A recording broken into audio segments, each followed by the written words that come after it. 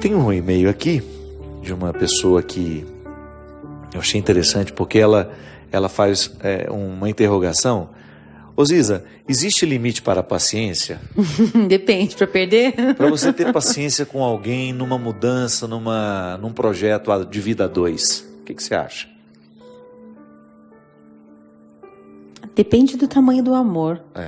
Eu acho que a paciência é movida a amor. Depende até onde você consegue amar, até onde você vai amando. Porque eu acho que pelo menos a régua da minha paciência é o tanto que eu amo e que peso tem aquela pessoa na minha vida. Algumas pessoas, com elas eu me silencio e digo, com essa pessoa eu não vou... porque sempre com a ignorância a gente perde a briga, né?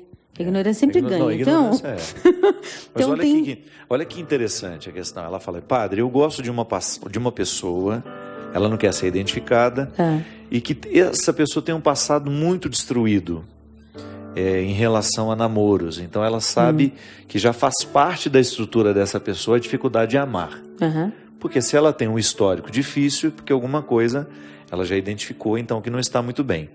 Por outro lado, eu a amo. E gostaria muito de insistir neste namoro. Penso que talvez ele nunca tenha sido amado da maneira certa. Mas ao mesmo tempo eu fico pensando, é errado eu me acostumar aos defeitos dele, sabendo que ele erra comigo muitas vezes, e continuar a persistir nessa ajuda e querê-lo ao meu lado? Ajudar alguém tem que ter... Na minha opinião, é claro, tem que ter sempre a soma da pessoa querer ser ajudada. E uma paciência sem limite e sem, eu acho que é uma conexão real e equilibrada de amor é doentia. E às vezes pode estar a serviço, pode ser que a sua insistência esteja a serviço também dos seus problemas. Isso. Não é? Porque às vezes você insiste por também administrar uma carência afetiva que está lhe prejudicando a também ter a própria coragem de romper. Porque o amor, quando ele é verdadeiro, ele nos permite o rompimento. Pode parecer estranho isso. Porque o amor não é só o que você oferece ao outro, é também o que você tem por você. E se permitir receber também. Claro. Porque às vezes a gente tem paciência, no fundo a gente mente pra gente mesmo, que a gente não está se orgulhando de ser paciente, mas no fundo a gente tem um ganho secundário, exatamente, um ganho secundário de se dizer a si mesmo, nossa, como eu sou bom, olha como eu sou paciente, sou boazinha, olha até onde eu amo. E aí o tempo passa e aí essa espera amarga e um dia o outro vai levar de volta a cobrancinha, né? A conta chega. Conhece a música do Gilberto Gil, Cada Coisa em Seu Lugar? Não. Preciso refrear um pouco meu desejo de ajudar. Bondade pode ser o vício. Eita. Bondade pode ser um vício. Porque às vezes você vai vivendo um processo tão desgastante com o outro que você já não consegue perceber essa vaidade que você está vivendo de ser sempre a parte da história que perdoa, que reconcilia. Coitadinho, né? Coitadinho. Olha para mim. Amor equilibrado, padre. Eu acredito que o amor precisa de equilíbrio e precisa ter essa às vezes, essa busca pela maturidade desse equilíbrio, né? E às vezes esse posicionamento dela aqui, ela o retira da possibilidade de crescer. Acomoda. Às vezes o nosso amor, ele acomoda o outro. Amor tem que passar pela exigência. Eu não posso dizer, eu amo a Ziza e me acostumo com os defeitos dela. Eu estou desprotegendo a Ziza. Como se tudo fosse perfeitinho, fosse fácil amar. Isso não existe. Não, é uma escolha. O amigo precisa conflituar aquilo que no outro eu identifico que é desfavorável a ela. Imagina uma relação a dois, minha filha. Você jamais pode se acostumar com os defeitos do outro. Essa paciência tem que ser consciente. Mas essa paciência não pode lhe privar de colocar numa luta para a superação do outro lado. Ele precisa superar. Então, se por acaso você identifica que ele tem dificuldades afetivas pela própria história que viveu, de repente ele não foi amado como ele poderia ser, veja bem, você não pode ser a redentora dele. Você não pode carregar esse peso nas costas. Uma vez eu escutei uma coisa tão interessante que a maior cura para um trauma de uma falta que eu tenha vivido na minha vida, a melhor possibilidade de cura que eu posso viver é oferecer a alguém aquilo que eu nunca recebi. Porque às vezes a gente se apoia nessa muleta de que eu não recebi, então eu não tenho para dar. E não, às vezes o processo pode ser o inverso, né? Assim, eu vou fazer o exercício, como o Santo Afonso dizia, assim, o exercício de viver como se eu já tivesse mesmo essa virtude, essa graça. E a cura acontece quando a gente dá o passo. Mas como que eu vou fazer se eu nunca recebi? Dá o passo, que Deus abençoe a generosidade, né? Eu acho que Deus ele é rico demais nessa possibilidade que Ele nos dá de ser criativos com os traumas que a gente tem não tem que ficar vivendo sobre desculpas, mas saber que nesses buracos da alma existem muitas possibilidades de transformação, né? E não uma espera de preenchimento. Então a gente vive meio carentinho, assim, né? E eu posso sair de mim e mudar isso. E não ficar esperando emocionalmente que todos os meus anseios e minhas faltas sejam supridas para que eu possa amar alguém. É o inverso, né? É o inverso, assim. Eu acredito nesse evangelho do dar antes de receber. E mesmo porque quando eu tenho uma história difícil, eu tenho duas possibilidades.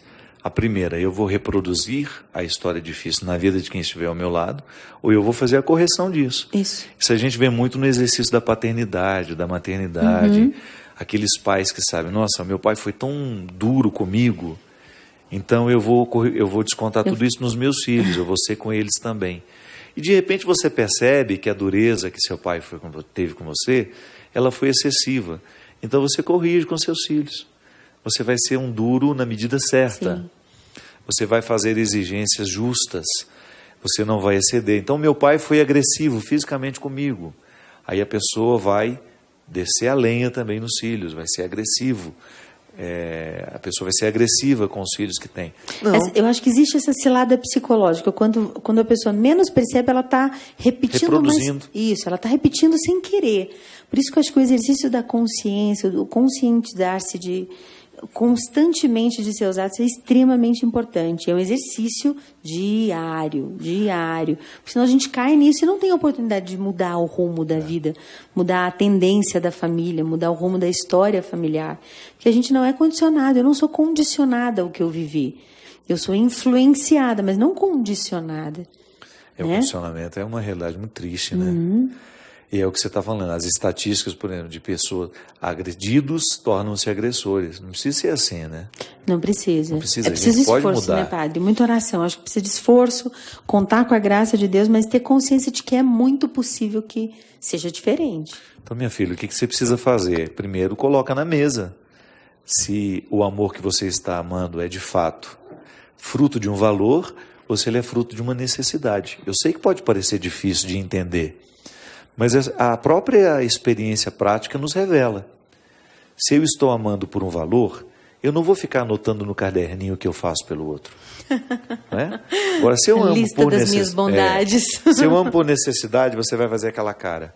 Tá bom, pode me deixar aqui, eu sei que você não tem disposição para isso. Você vai fazer o carentinho. Drama. É o eterno carentinho, você falou tudo. Vontade de espirrar, gente. Parece que daqui a pouco eu vou espirrar. O carentinho, ele sempre tem a listinha de tudo que ele já fez. Nossa, você não sabe quanto sacrifício eu fiz para vir aqui hoje, participar do seu programa. E fica falando várias vezes. O carentinho, ele é exímio em contas, né? Ele faz a conta de tudo que ele fez muito rápido. Então, é assim, descobre, tenha coragem de reconhecer que você ama por necessidade. É um caso perdido? Não, tem cura. A verdade, né, padre? Jesus fala, a verdade nos liberta. A partir do momento que eu tomo consciência que a minha amizade com a Aziza está muito mais ligada às necessidades que eu tenho dela do que ao valor em si, eu posso corrigir isso. Eu vou procurar ser mais gratuito e, ao mesmo tempo, eu vou começar a identificar o que é excessivo no meu trato com a Aziza. Então, se o seu namorado está aí, se você o exime de toda e qualquer responsabilidade de fazer uma mudança, você não está sendo correta com ele nem com você. Acho que essa vida é curta demais e às vezes a gente perde muito tempo para a gente tomar consciência das coisas e depois não dá tempo de mudar mais. Já estamos cruzando o cabo da Boa Esperança, já estamos com os defeitos ainda mais acentuados, porque isso é uma verdade, né? Eles vão ficando treinados. Vão. Né? Se você não lida com honestidade com os defeitos da juventude, esqueça, eles na velhice estarão muito pior. Bem piores. É o que na psicologia a gente chama de cristalização, sabe? Sabe o que é cristalizar?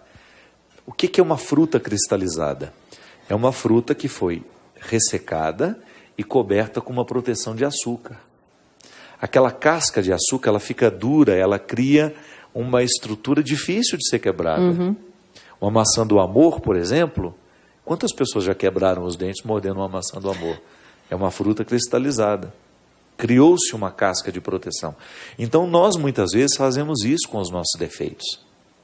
A gente se acostuma com eles, não faz o exercício diário de quebrar o poder deles sobre nós, daqui a pouco eles estão cristalizados na nossa personalidade. Acho que para mim é sempre uma frase extremamente importante de dizer: você tem razão. Quando alguém me diz alguma coisa, me exercitar de ouvir aquela pessoa e pensar, essa pessoa está certa, eu preciso dizer para ela, você tem razão, eu preciso melhorar nisso. E isso me gera um movimento na alma modificador. Sempre modificador. E de reconhecer, nem tudo está em mim. Tem muito que me pertence, que está nos outros. Eu preciso ouvir. Preciso abrir. Assim, abrir espaço e engolir o orgulhão e descristaliza, né? Derrete esse açúcar e dá razão para o outro. Mesmo que... às vezes a gente acha que, não, fulano é menos do que eu, é inferior a mim, é menos culto, menos inteligente, não tem nada a me acrescentar. E às vezes são as pessoas que mais nos surpreendem, porque mais nos desarmam e com muita rapidez, né? Eu já identifiquei que o meu mecanismo, as pessoas que mais me seduzem, as pessoas que eu mais quero ter por perto, são as simples. O que é a simplicidade? Quando você identifica que o outro já conseguiu ao longo da vida quebrar as estruturas da proteção da hipocrisia. Então, quanto mais pura ela é, quanto mais original, mais é o meu desejo de ficar por perto. É porque nos liberta, né? Tem a chavinha que abre o cofre. Assim, abre o cofre. É como se destrancasse a gente. É fácil ser a gente mesmo perto de quem é a pessoa mesma, né? A minha mãe, assim. A minha mãe talvez seja a pessoa que, ao longo da minha vida, mais me ensinou o significado da simplicidade. Porque a minha mãe não tem medo de esconder a fragilidade dela. Ela não tem a necessidade de mostrar-se a boazinha, de mostrar-se a madame. Não. Ela é ela. Se ela entra aqui dentro, se eu dou ela esse microfone, ela vai contar tudo o que está acontecendo com ela. Ela vai em pouco tempo querer... E ela vai ficar íntima com muita facilidade. Ela não tem barreiras. Engraçado, às vezes eu encontro pessoas que têm tantas barreiras que elas nunca vão ser conhecidas. Nunca vão ser amadas, de tanta maquiagem que tem, de tantos excessos, de tantas... São camadas, né? Fica longe. As pessoas são difíceis de amar. Porque por mais que você faça, parece que nunca alcança. Né? Elas nunca são satisfeitas, porque tem camada demais para cair antes. Não são acessíveis. É muito triste. Acho que o simples é mais fácil de amar. E são as pessoas mais amadas, porque precisam de muito pouco também. Porque sabem que quando recebem é muito, muito, muito. E é uma delícia amar. Pô, uma pessoa simples é muito bom. É muito bom ter perto. É muito corajoso mesmo ser simples. E ao mesmo tempo é muito rico ser simples. Porque você permite que o outro esteja ao seu lado. Tenha prazer de estar ao seu lado primeiro, né? E ao mesmo tempo você proporciona ao outro um acesso. É engraçado, à medida que a gente faz a opção pela simplicidade, a gente vai tendo acesso a nós também. Não é só o outro que pode lhe acessar na simplicidade. É você também que começa a dispor-se de quem você é. Por isso não tenha medo dessa simplicidade, não. Busque cada vez mais esse caminho que te simplifica. Pessoas que te ajudam a viver essa simplicidade, situações, realidades. É muito bom. A gente nunca perde quando a gente é simples. A gente nunca perde quando a gente faz a opção por ser esquecido. Nunca. A gente nunca perde. Nunca. A gente nunca perde. A gente só ganha. Só ganha. Obrigado, viu? Imagina, eu que agradeço. Te amo. Eu também. Te amo e você me simplifica. Obrigado por isso. Obrigado a você que nos acompanha. Que Deus abençoe você. Obrigado pelo seu carinho, pela sua audiência e derrame sobre a sua vida a bênção e a proteção. Ele que é Pai, Filho e Espírito Santo. Amém. Até semana que vem, se Deus quiser. É a esperança cega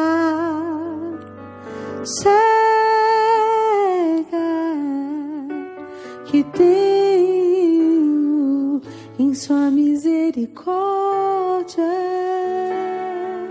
É a esperança cega que tenho em sua misericórdia, e o que agrada a Deus em minha pequena alma é que eu ame minha pequenez e minha pobreza. O que agrada a Deus em minha pequena alma é que eu ame minha pequenez e minha pobreza. É a esperança cega que eu tenho em sua misericórdia. É a esperança cega que tenho em sua misericórdia.